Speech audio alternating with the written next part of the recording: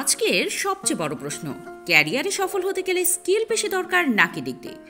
আমাদের সমাজে অনেকেই মনে করেন নামী বিশ্ববিদ্যালয়ের একটা ডিগ্রি মানে নিশ্চিত সফলতা, কিন্তু বাস্তবতা একটু আলাদা।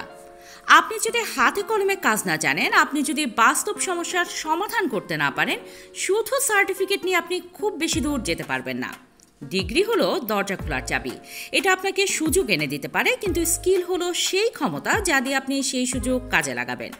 আজকের সময়টা অনেক প্রতিযোগিতাপূর্ণ, নিত্য নতুন টেকনোলজি আসছে, কোম্পানিগুলো চাইছে এমন মানুষ যারা সমস্যার সমাধান করতে পারে, কাজের জিনিস জানে এবং দ্রুত শেখে।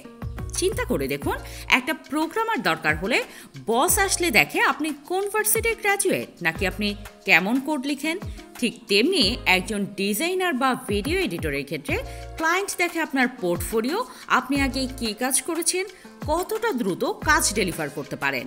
এই জিনিসগুলো কিন্তু ডিগ্রি নয়, এগুলো স্কিল। তবে ডিগ্রি একেবারে অপ্রয়োজনীয় সেটাও নয়। ডিগ্রি আপনার একটা পরিচয়, কিছু থিওরিটিক্যাল বেস তৈরি করে।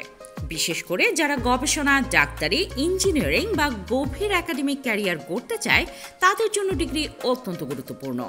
কিন্তু যারা বাস্তবভিত্তিক কাজ করতে চায়, ফ্রিল্যান্সিং, বিজনেস বা ক্রিয়েটিভ সেক্টরে কাজ করতে চায়, তাদের জন্য স্কিল প্রথম শর্ত। সবচেয়ে ভালো হয় যখন আপনি দুটোই ব্যালেন্স করে চলেন।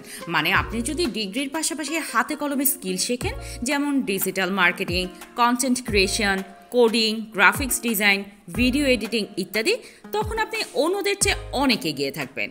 কারণ আপনার আছে সার্টিফিকেট প্লাস বাস্তব দক্ষতা, যা কর্পোরেট ও ফ্রিল্যান্স উভয় জগতে দরকারি।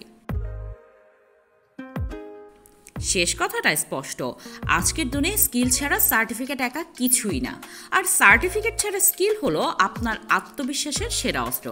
তাই আজ থেকেই নিজেকে জিজ্ঞাসা করুন, আপনি শুধু সার্টিফিকেট জমাচ্ছেন নাকি আসলেই কিছু শিখছেন।